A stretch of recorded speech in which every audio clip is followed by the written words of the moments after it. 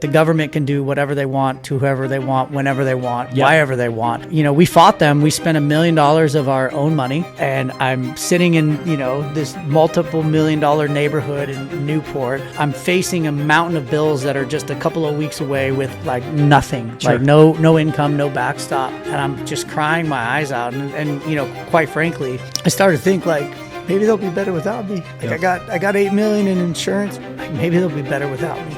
I never thought I would ever have like a thought like that deep, that dark.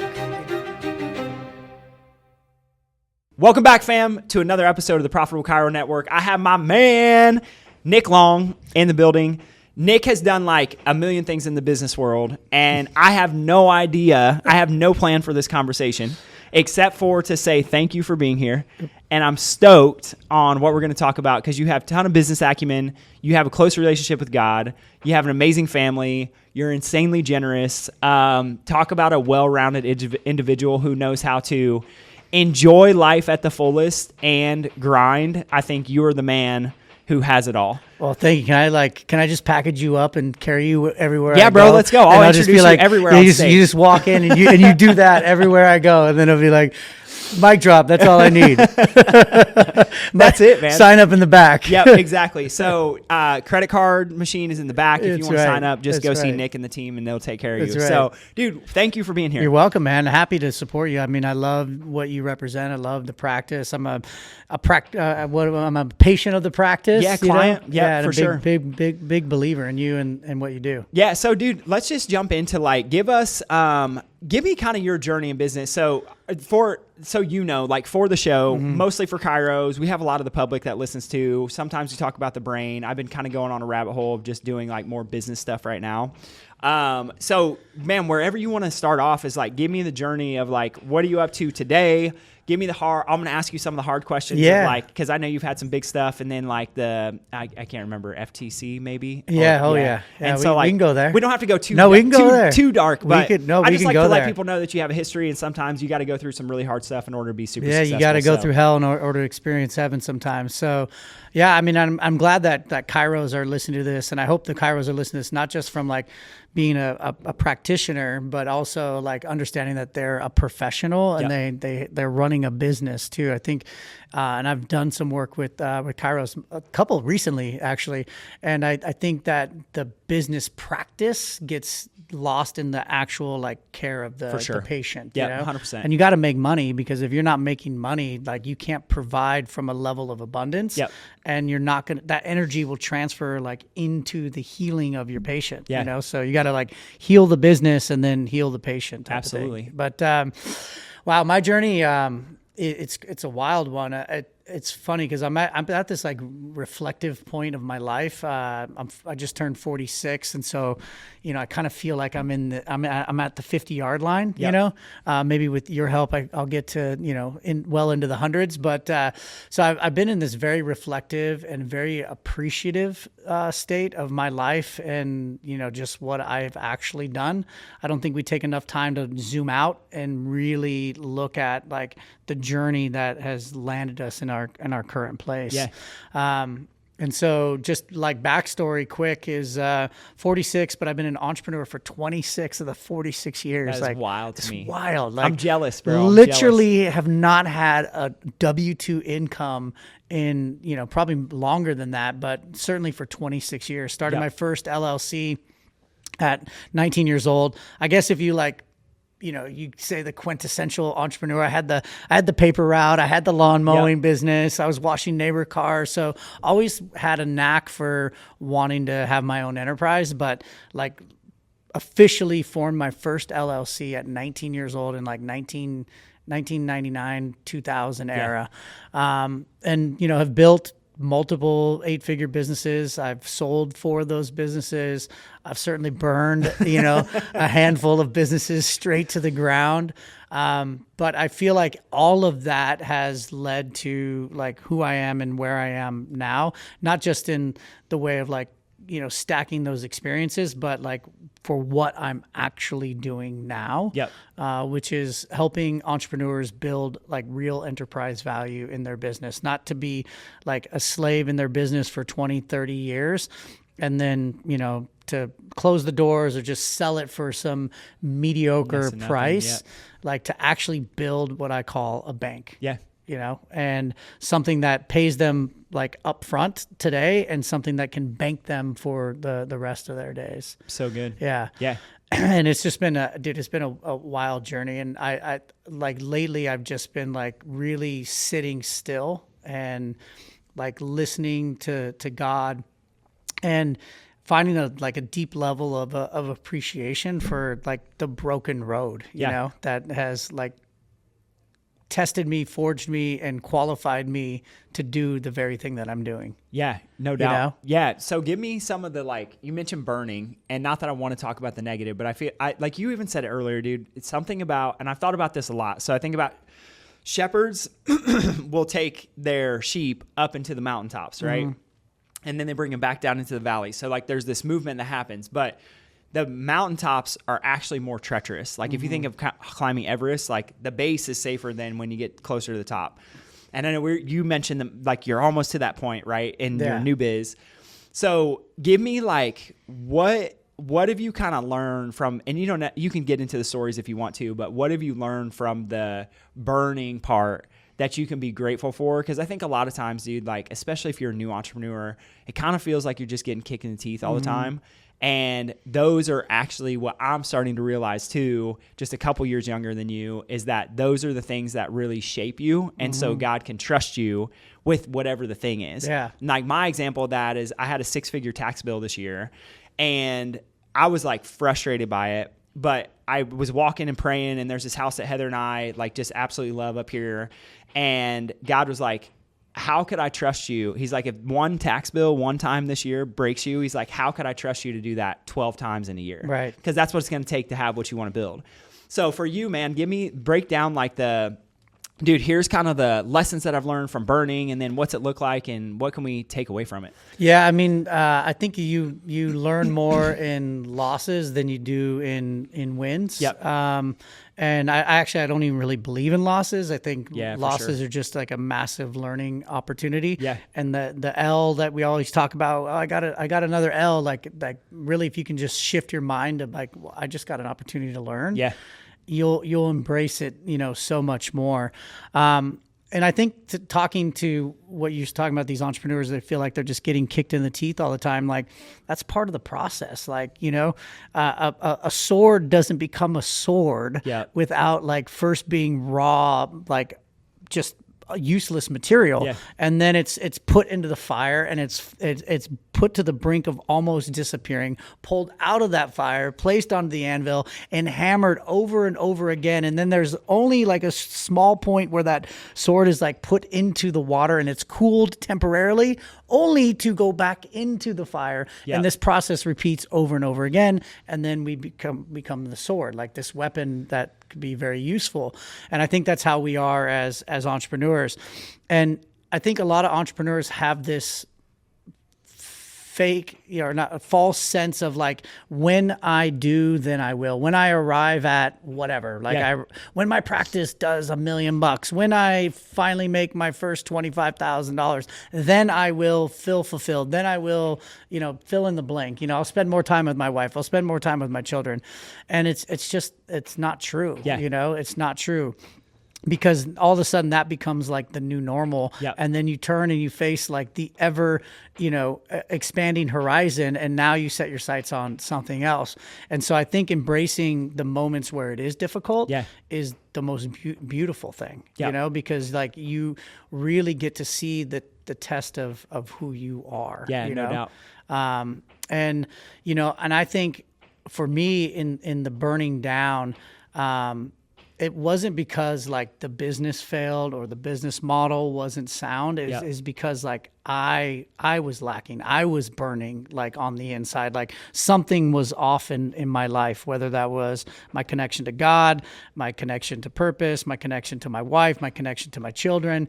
Something was inside of me was burning, and that ultimately showed up in my business. Yeah. Yeah. And because I think 100% of the business models I've built, they worked. Why? Because they they made money. Yep. So why didn't they continue to work is because I stopped doing the work. I stopped working on me. And my business is basically just a giant outward mirror of me, my thoughts, my patterns, my habits, my disciplines, et cetera. Yep. Right. And so every time a business is burned, I could actually probably, if I really did the deep work, I could go back and pinpoint what was going on in my life at that time. Yeah. And it was a number of those things, or one of those big things that was missing.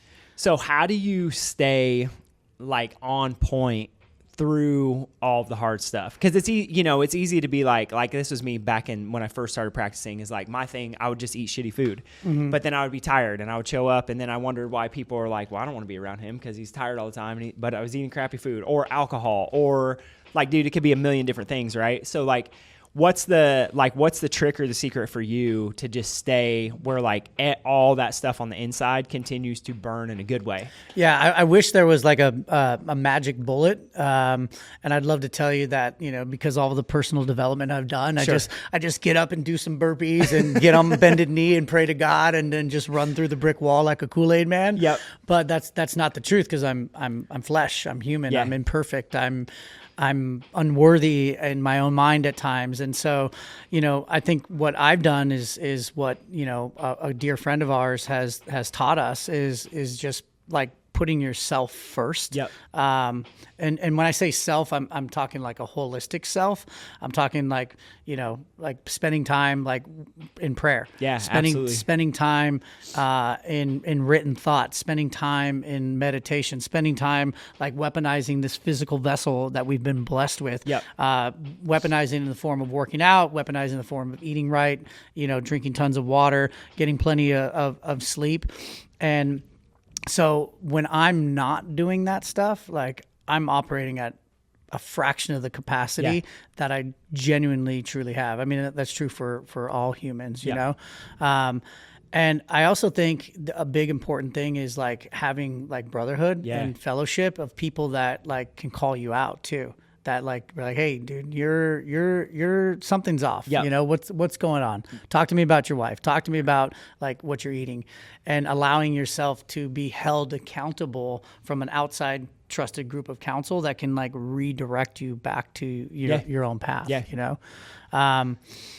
I've been fortunate that, I found a group of men. In fact, I just officiated the wedding for one of these guys this last week. And my wife and I were driving to the airport after that event. And I was like, man, that group of men is it's such the richest, deepest connection that I've probably ever experienced in my life. And it was because we all were willing to sit collectively in the pit together, and just show our scars and be fully seen and not judged at all. It's been the greatest gift, outside of, my wife and children. Yeah, no doubt. And connection to God. That's been the greatest gift that I've ever given myself. Yep. But it started with me saying, I want more from my life.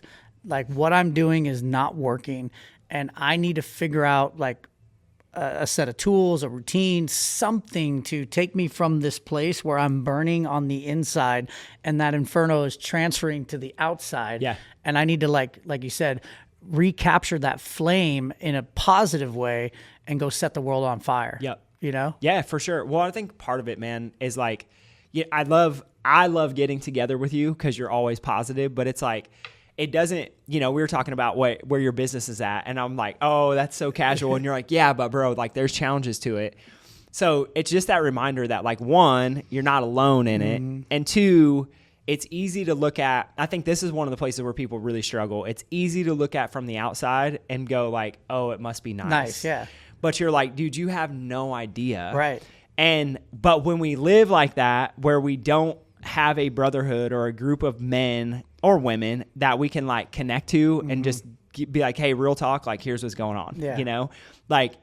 We're hitting $83K a month, but I have no money in my bank account. Right. I have those conversations with people all the time. Right. And it's oh yeah, but from the outside, people are oh, they have a 7-figure practice. Right. They're absolutely crushing it. Right. And I'm kind of, but if you can't be real and tell the truth with people it makes it very, very challenging because then you just feel like you're kind of stuck on an island alone. You feel like you're alone, and you said like it must be nice, right? Yeah. Well, it is now. Yeah. But or in that moment, yeah, it is nice. But like leading up to this, like hardly any of it was nice. I mean, being an entrepreneur, like of any degree, is a painstaking, gut wrenching thing that we set out to do. Yeah. And I think we have these rose-colored glasses of like it's just gonna fall into place, and like that's not the truth at all. Yeah, for you sure. know? There's that one guy, I think his name's Dan Pena. I mean, he says like, you know, everybody says, you know, like must be nice. He's like, it's like being an entrepreneur is like getting pregnant, you know, like nobody knows how many times you got F to get there. Right. Like, and that's the truth, you know? And it's funny because I'm very blessed to have like multiple groups of friends, and I've got some friends that, you know, I've grown up with, and they say that all the time, like, oh, it must be nice, you know, because they get to see the Instagram reel quite literally, right? But they don't see the gut-wrenching conversations with the wife, the stack of bills that, you know, the company bills and our bills that we've constantly had to decide between, and 9 times out of 10, the company bills win, and our family comes second, you know, and the sacrifices that are made and the travel that has to be done, and, you know, the sleepless nights. And then on the other side of that, if you're willing to endure enough pain and you're willing to learn from the perspective of that pain, then comes like the promised land, you know? But like, if you go back even biblically, like how long did Moses wander the desert, you know? Like talk about, you know, it was Abraham that like had to bring his son up and like almost literally sacrifice him, right? Right. Only to experience like what was on the other side of that. And being an entrepreneur is very, very, very similar. Do you think that people have to experience pain? Like, have to experience pain is my question. I'll finish it. Because you, like, if you look, there are some places online, I won't name anybody, but a lot of places, it's just like, hey, if you just follow these things, it'll be really easy for you. And I'm like, we're talking like 8-9-figure entrepreneurs who are sharing that stuff online. And I'm not saying I disagree. They built like amazing things, but does it have to be painful? I think it does. Yeah. I think it does. I think there has to be, you know, sorrow to experience joy. I think there has to be rain to experience sun. Like I like there's nothing in life that doesn't have polarity, right? And being an entrepreneur is no different. And I think if you sat down with like those people who are teaching, guiding, coaching, and if you ask them about their journey, very rarely does somebody catch lightning in a bottle. Right? For sure. But even if they catch lightning in a bottle, there's still the pain of like growing the business, building the team, you know, figuring out like losing money on this. Like there's no way possible you build anything of meaning without pain. Right? Like going to the gym is painful. For sure. Right? Having like a good connected marriage is painful at times because you got to address the things that are holding you back. You know, like being a believer in God can be painful at times, right? Because people are questioning you. Like it's part of the path. And like, I think if you can just embrace that and understand that I'm in pain right now, but I won't always be, like you actually start to like enjoy the process a lot more. If that makes sense. Yeah, for sure. Do you have any tips?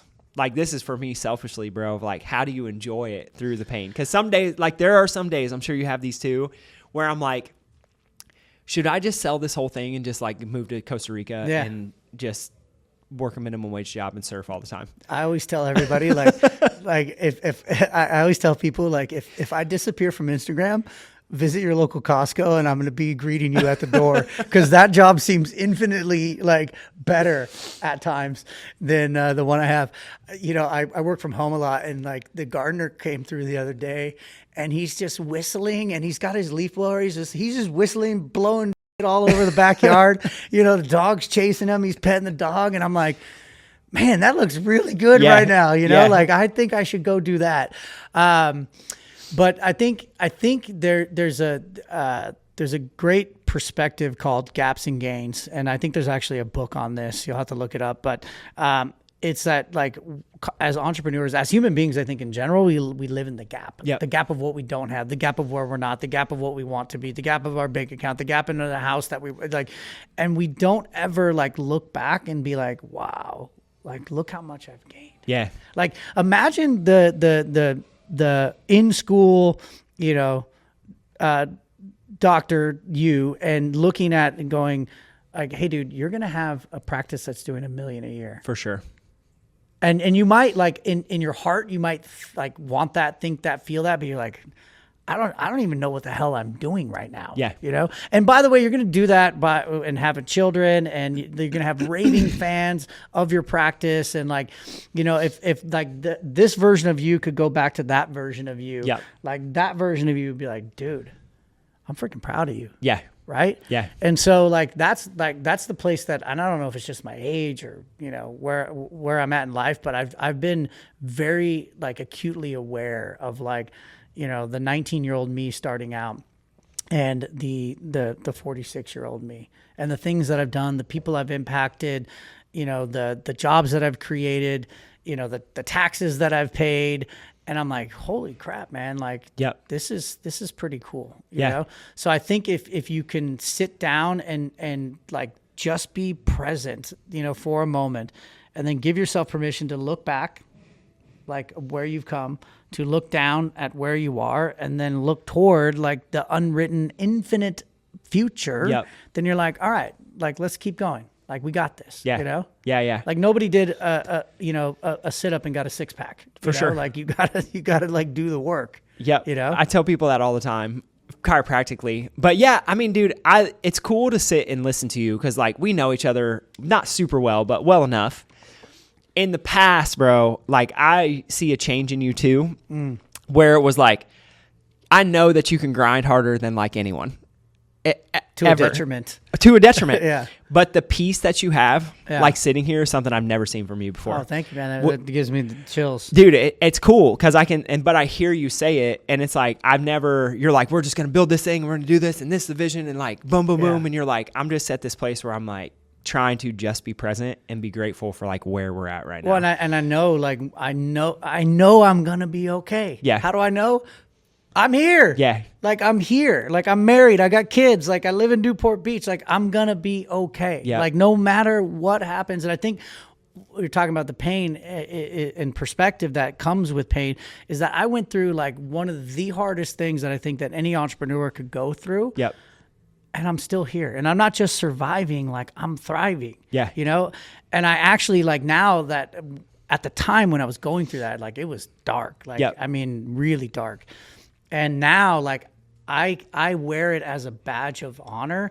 And I also wear it as a beacon, you know, of light and hope to other entrepreneurs to say like, I don't care what happens to you. Like you will be okay as long as you are okay. Yeah. If you're not okay, all bets are off. But if you, like the internal you, the external you, the people surrounding you, that is okay. It doesn't matter what happens. Like you can come back, you can rebuild, you can have even more than what you quote unquote lost. Yeah. You know? Dude, that's so good, man. Do you mind sharing? Like, yeah. I'll just a tiny little bit. Give us like the dark of like what it felt like to be in that dark place. I'll kind of like, I'll fast forward through like what led us there just so you have some perspective is that, you know, like I started my first business at 19. I raised $3 million at 19 years old. This is back in like, you know, 99, 2000, might as well have been 300 million with inflation these days. But we started this business. I didn't even know what the hell we were doing, and that was probably my naivete that allowed us to build this business. Anyway, we built that business, started doing 8 figures very, very quickly. You know, we ended up selling that business for $1 because we didn't know what we were doing. We levered all of our debt facilities. We got over our skis. We started acquiring companies and it was terrible. So I went from, you know, like being a millionaire on paper to $100,000 in debt, no college education, but I felt like I had this PhD in being an entrepreneur. And I was like, all right, I'm bitten by this bug. Like there ain't no turning back. My parents were begging me to go back to school, begging me to, you know, get into family business, you know, family industry, not family business. Anyway, so then the next business I started, I was 26 and I just crushed it, like just absolutely crushed it, making more money than I ever dreamed imaginable. But I was emotionally bankrupt. So I was financially free, Yep. but yet I was emotionally bankrupt. And to me, that was like the worst feeling ever. Then fast forward, like I sold that business, I think right on my 30th birthday. Didn't really do much for a while. Started investing into lots of different things that, you know, I thought was going to make me feel good, like Sure. bars and nightclubs. And, you know, it was great. I was the man, but like, I mean, dude, I was still this alone, afraid little boy, like on the inside. So then, like, my grandpa dies. And like, that was like the first time that I actually sat in this presence that I'm talking about right now and like looked at my life. And I started looking at my life. I started looking at like when my life was the most grounded, the most pure, like when I was like felt the most empowered, enriched, and all roads led back to my estranged girlfriend, who is now the mother of my children and my beautiful wife of 12 years. Yep. But we had not talked in 2.5 years. I had burned that relationship down to the ground in a blazing inferno. Yeah. And, you know, so in a moment of humility and probably half a bottle of gin, I reached out to her. And, you know, she hung up on me, and then I called her again. She hung up on me, and I texted her. I said, hey, Grandpa Jack died. And she knew that, like, I was really close with my grandpa. So she humored me, and I just vomited out, like, you know, I'm sorry, and, like, I shouldn't have done that. And, you know, if I die tomorrow, I just don't want to go to the grave with this and blah, blah, blah. Yeah. So anyway, that led to us, you know, reconnecting. And we don't have time for the full story, but by the time her and I got back together, Yep. like I was $75,000 in credit card debt. I knew I was going to marry this woman. I knew I wanted to have a family with her. I knew that I wanted to live in Newport Beach. I actually wrote down, like, I'm married to Nicole. We live in Newport Beach. We have 2 kids, a boy and a girl. Like, we're building a beautiful business. We're impacting people. We're traveling the world. Like, none of that. Like, if you would have read that and looked at the man that I was at that time, you'd be like, not a chance it's happening. Yeah. But I was so convicted that, like, I'm going to build with this woman, and I'm going to build it with like both sides of the equation, the enterprise value and the eternal value of my life, right? Both these EVs. So anyway, with $75,000 in debt, with a cubic zirconia on her finger, she knew about it. You know, I said, babe, we're going to build a business. Like, we're going to build a meaningful business. We're going to build a business of impact and income, and we're going to build a lifestyle. We're going to do all this. And I don't know when, but I will replace this rock before we say I do. And I did. And from that place, her and I, like, ride or die, we turned that $75,000 into not just one, but 2 companies that were doing $30 million a year. Yep. And we did that in, like, I don't know, 5 or 6 years, 7 years. Wow. And it was insane. Like, I wasn't even working. Both my companies had a complete C-suite level of executives. And I'll never forget, I was like right around my 39th birthday. We took this car trip to Europe, and it was this vintage car rally. Started in Switzerland in the Alps, and we worked our way down to the Italian Riviera and ended up in the Tuscan vineyards. It was incredible. And I remember, like, my wife and I both having this out-of-body experience, like, looking back, right? Like, looking back at where we've been, we're like, wow, like, look at our life. Like, we got 2 kids. We live in Newport Beach. We have a gorgeous 88-acre ranch up in Idaho. Like, I'm doing transformational work for entrepreneurs. Like, can you imagine where we're going to be? I'm going to be 40 next year, babe. Can you imagine where we're going to be? And we both said, like, no, but little did we know, like, we had no idea what was coming. So that was in September. In October or November of that same year, the FTC, the Federal Trade Commission, came in, and they basically opened an inquiry to our business and our business practices. We were in telemarketing, so it was heavily regulated, and they basically were questioning, like, the validity of our data, because you need permission to call people. And it's a whole long story, but, like, I wasn't even worried because we were doing everything compliantly. But I don't think I have to tell anybody that the government can do whatever they want to whoever they want, whenever they want, wherever they want. And, you know, we fought them. We spent $1 million of our own money only to, like, basically have to submit and surrender to their will. And we lost everything. Wow. So in September of 2018, we got offered $32 million for our business. We turned it down. In July 3rd, 2019, we were forced to sell that same business for $1.8 million. Give all of that money to the government, give back all of our income that we had made. And we basically had nothing. Yep. Like nothing, you know? And not only did I have nothing, but I had a massive lifestyle that I've created that cost a shitload of money to run. Yeah. So now I've got this pile of bills and pile of debt and no income. And I had to do an about face on that industry. Couldn't even go and consult. Yep. Couldn't even like figure out like, oh, I'll just go work for this guy and I'll just show him my business model. Like nothing. Yeah. Right. And it was dark, dude. Like it was very, very dark. In fact, I think my wife handled it a lot better than I did, because I let my identity plummet. Like with my net worth, I Sure. let my self-worth like go down with it. Dude, such a good lesson right there. And you know, I started started drinking like heavily. I didn't want to be at home because I felt like I let my wife and kids down. I had no office to go to. Yep. I felt ashamed, you know, because I was the man, and now like I don't even know what I'm going to do.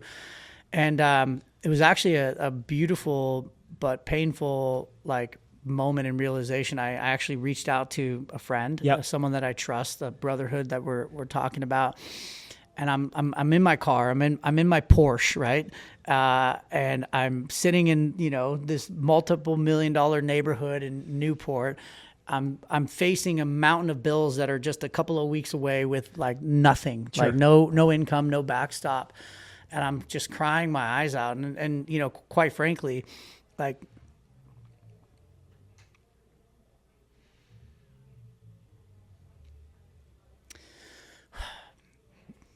I started to think like maybe they'll be better without me.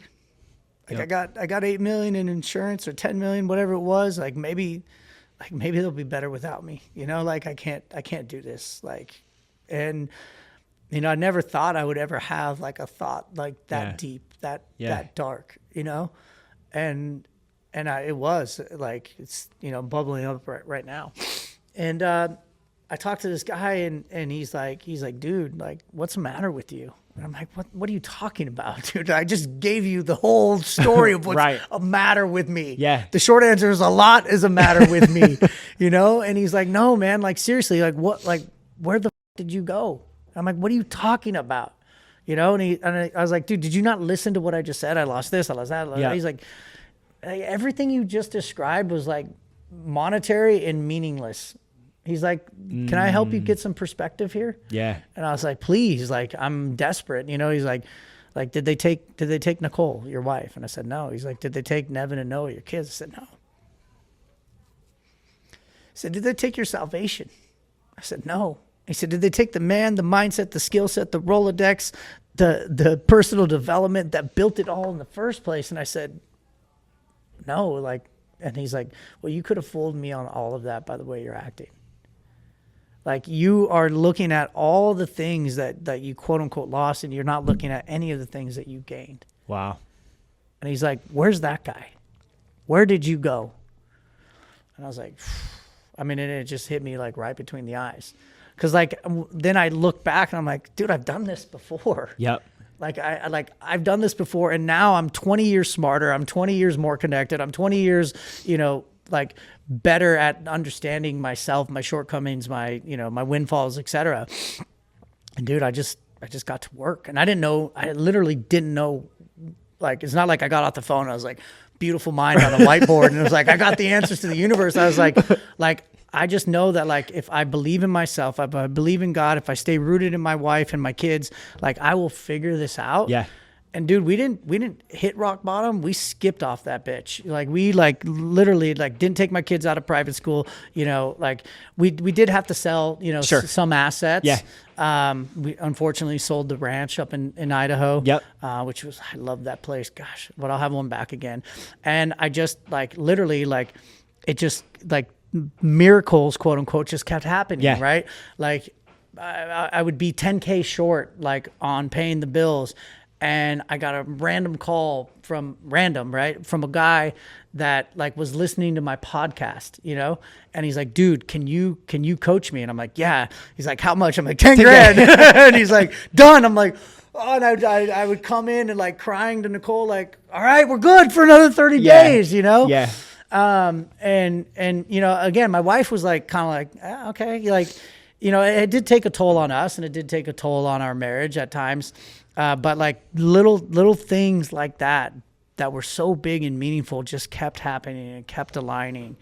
And so then I just started to surrender. Yep. Like I just started to surrender that like I don't have to have the answers. I just have to have the will to keep seeking. And I just have to have like the tenacity to just keep getting up. Like I'm going to get punched, but I'm going to get up. And they can't keep swinging for as many times as I'm willing to give up. Yeah. You know? Yeah. And the crazy thing is that on the eve of like that worst day in 2019, like I had my best day, like as an entrepreneur. Yep. I did $1 million in less than 24 hours, like in an entirely new business. But that business was only possible because I was forged in like the losing of it all. Yeah. It's the most wild thing. Like when you can just sit and like appreciate that, you know? Wow. Yeah. Dude, that is wild. Yeah. I mean, mic drop. That's about what I would say. One, appreciate you sharing. Yeah. Like that is some real stuff. So I think for me, it's just a reminder of like, oh, hey, you're going to be okay. You can be okay. And you said it perfectly. Yeah. But I think, dude, I think about one of my friends. He has a really big business in Texas. He's a chiro. And he was going through divorce and basically lost everything. But he said the most special day of his life is when everything went to zero. Mm-hmm. And he was like, that's the first time I finally felt free. Yeah. Because my identity wasn't rooted in my net worth or all of our assets or a house or whatever. Yeah. Your identity is whatever you define it to be. Right.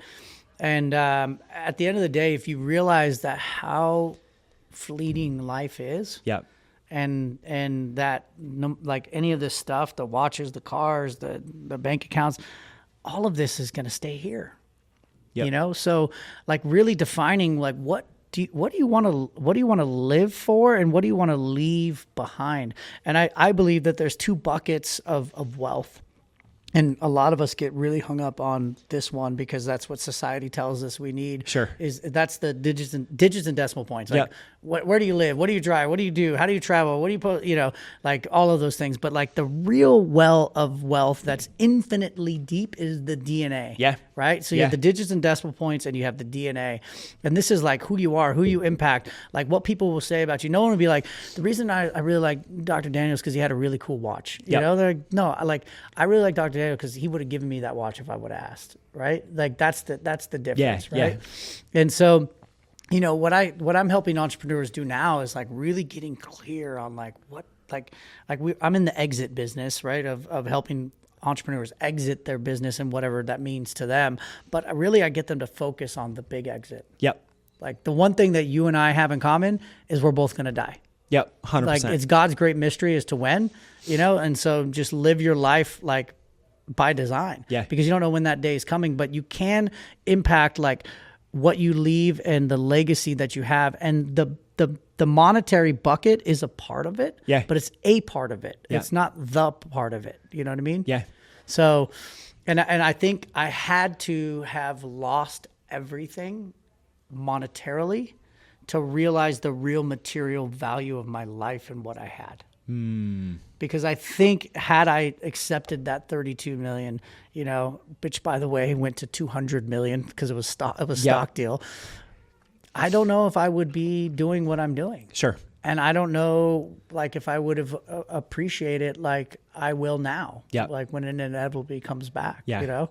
And I don't know if I would have touched the lives of the people that I got a voice note yesterday, you know, from a client, just like in tears, you know, thanking me for giving him his life back, and like how he's enjoying his business now, how he's enjoying his marriage now, how he's been able to take more vacations this last year than he has in the previous 5. He's living life. He's not like letting life dictate how he lives. Yeah. Right. Yeah. So it was the worst day of my life. Yeah, man. You know? Yeah. So special. So tell us a little bit about you know, like you're great at scaling businesses and you're great with systems, and dude, you just have so much skills and what you built. Give us like a little bit of what it looks like for you to work with entrepreneurs and whatever their exit looks like. Yeah, I mean, so the company we have now is Founders, and you've seen the metamorphic journey that this has taken, for sure, from one thing to the next, and and like I said, like I think you have to be committed to the outcome, but not necessarily married to the path. Yeah. Right? Committed to the outcome, like I want this, we're going to do this, but not necessarily like committed to like, I'm going to die on this path, because, roadblocks are going to happen, and you need to be able to, like, I think one of the great skills of an entrepreneur is being able to pivot. Yeah. And being able to pivot once that perspective comes in. But so the company we have now is called Founders, and that's who we speak to.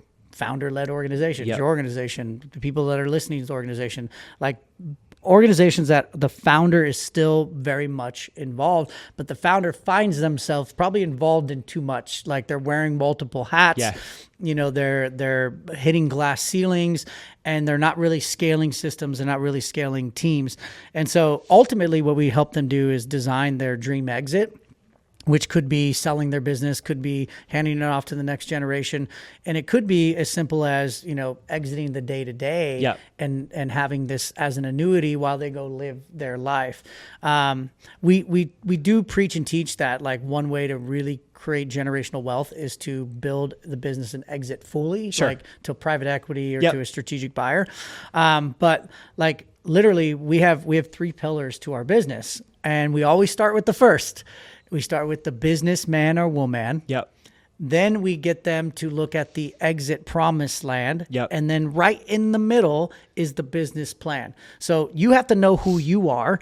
You have to know where you're going. And once we know who you are, and where you're going, the easiest part is building the bridge, which is the business plan. But all of us focus on the business plan without knowing where we're going, and we're not knowing where we are and who we are. And so it becomes this like unclear chaos in the culture and in the building of. And so, one thing that we have them do right away, and your listeners can do this if they're listening, is we take what we call the IVA, right? And this is something that literally was a download from God, sitting in a warrior event, is the intrapersonal value assessment. Because everybody says, hey, can you value my business? I'm like, sure, but like, let's value you. And they're like, what are you talking about? So good, man. Like, what are you talking about? Like, your business is just a big reflection of you. So like, why don't we start with the epicenter and the cause, or the chaos of all of this? So they do an IVA. And so, like you've heard this before, but we preach and teach and practice what we call the core 4, right? Body, being, balance, business. Your physical body, like how you're treating it, weaponizing it, fueling it. Your being, which is like your spirituality, that internal talk track, meditation, just like being a physical being. Your balance, which is relationships, right? Both in your profession, outside your profession, and inside of your home. And then your business, like your bank account, like how your business is growing. And so what we do is we have people take an IVA, like on a scale of 1 to 10, like your physical body, like you strip down butt naked in the mirror. What's reflected back? Something you like to see, something that you're like, I don't really even know who that is. But also, how are you like using this as a vessel of power to carry you? That's why I love what you guys do here with your work. You're not just like healing, you're putting people into like power and production, right? And then, how are you feeling it? Are you like Chick-fil-A all day? Or are you like actually, using nourishment from the earth that was designed to be here? And then on the being side, like that talk track, do you have a connection to God? Do you have a connection to a higher power? For me, it's God. And I don't Bible beat anybody, but I just let my life be reflective of what I live and lead. But like what's undeniable is that there's a voice inside of all of us, right? Like you and I are not alone in this room, but there's multiple voices going on in this room. There's what I'm saying, and there's what's being heard. The listeners are hearing something, and they all having a different experience with what I'm saying. And that's not me speaking. Like to me, that's God, but it's that inside voice. And so like, how are you channeling that? Like, how are you talking to yourself, on a scale of 1 to 10? Then balance, like your marriage. Like if I had to sit down with your wife or your husband, how often are you being intimate? How often are you going on date nights? Your kids, like, do they say dad's always on his phone, or he's ready to throw the ball with me? Right. And then your bank account, like scale of 1 to 10. And what you'll find is that when you add all of those up and you divide by 4, Yep. you get like a really low percentage. Most people are operating at 50 to 60% of their actual God-given capacity. Yeah. Right. And I'm like, okay, well, might we have a problem here? You want your business to grow 100%, yet you're operating at 50%. I'm not good at math. That doesn't check out. You know? Good. Yeah. So Yeah. like, let's focus on you and get you whole and in personal power. Then from this place, when you have clarity and you're like still in the moment of what the universe, God is trying to download to you, where do you see your life? Yep. Where do you see it? Like 5 years, 10 years from now, like without any sort of dissonance or, limiting beliefs, where do you see that? And do you know that's possible? Because you know why it's possible? Because it was given to you. Yep. Amen. It was possible because it was given to you. Nobody else gave this to you. Yeah. Nobody else said you need to do this. It is in those moments of silence, on bended knee in prayer and journal and meditation, that something came to you, through you, and anchored onto your heart. So that is what's actually possible. Not possible with how you're operating today. Yep. So what if you were to elevate like how you operate as a human being? Like that vision might actually get a little bit bigger. So now we have a waypoint of where you are, and we have a waypoint of where you want to go. So now let's look at your business and figure out what's holding it back from getting there. Boom. So businessman, business plan, exit promised land. I love that, dude. Yeah. That's awesome. If people wanted to like work with you, find more out about Founders, how do they They about just, doing that? my name, at Nick Long on Instagram, at NICKLONG on Instagram. I put up a ton of, free content. Yep. If you DM me, I'll send you my, my book, an e-copy of the book. And yeah, I mean, we're not for everybody. Yeah. And it's not cheap to work with us, but it's a hell of a lot more, fruitful than fighting alone. Yeah. Well, for one, I mean, hopefully just sitting and listening is like, one, you built some stuff. You admitted it. You're like, I burned some stuff. But having that, dude, the track record, man, and like the experience of doing it to know what to see that other people probably wouldn't even see. Yeah. I get to come in and just, I get to have fun because I'm not emotionally attached to your stories, your business, your history. Like, I'm just looking at the reality of what is, painting a possibility of what could be, and then helping you bridge the gap between those two things. Yep, no doubt about it. I love it, man. Yeah. People got to check you out, dude. You're just amazing human being. I love that you're so part of, like, having you on here specifically. I know how much you care about your family. And I feel like that's where a lot of business people mess it up. They're like, I'll grind all day in my business, and then like the family comes second. And I just love that you maybe did that in the past, but since I've known you, man, it's always been the kids. It's always been Nicole first. Yeah. And I think that's just a testament to who you are and why I love and appreciate having the advice. So before we jump off, I have a couple other questions for you, but the biggest one is going to be, maybe it'll just be one. Last piece of advice that you would give people, if you could be like, these are my last words, take it, run with it. Oh, man. Well, I think it's twofold. I think it would be like wherever you're at, like in your own, personal conviction of, park religion for a second, but just wherever you're at in your own personal conviction of God, like seek God. Yeah. Like seek God. Yeah. Whatever that means to you, like I promise you, like God will reveal, who, what he, she is to you. And I think if you can align with that, I think we've all been given this divine assignment. And once you know what that divine assignment is, like you just have to figure out whether you're in alignment or not. Yeah. Right. And so I think once that would be like the first piece of advice. But behind that is put you first. Like put you first. Like you, like the internal you, put you first, because you cannot pour from an empty cup. You just simply can't. Like put you first. Invest in your health, invest in your mental clarity, invest into like holistic medicines and healing and chiropractic massage, like all the things. Like make sure that you are whole and pure. Yeah. Right.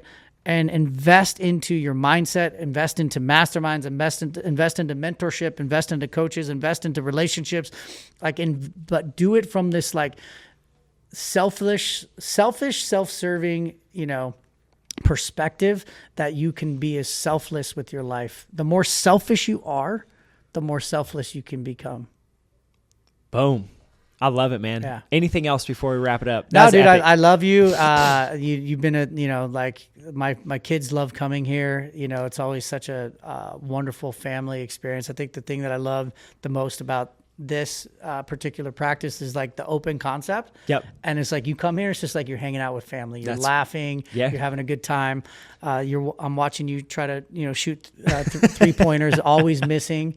But no, Nothing has changed. I think if Kairos are listening and they're not working with you, like they're missing the boat, like because like you have the same, skills, tools, and ability to lead, guide, and coach men. And if they're not working with you, they are gravely like selling themselves short on what's possible for their life. It means the world coming from you, man. Likewise. Nick, I'm just super grateful for your time, that you would come down from the bubble of Newport. We all have our bubbles in Orange County, but most people probably won't get that, but we'll get Yeah. it for sure. So, man, I just love you, dude. I'm so grateful you're here. I know you got a flight to catch out of LAX, so we'll let you LAX roll. to Miami, let's go. Thank you for being here, dude, for Yeah, being raw, appreciate it. man, like that. Dude, you don't even know how many people this is going to touch and reach and just change those mindsets so they don't sit in that dark place of like, maybe it'd be better if I'm not here. Cause I know there's somebody thinking it. The world is always better that you're here, and it is only your time when it's your time. Amen, man. Amen. Thanks for being here, bro. Love you, man. All right, family. Love you. Peace.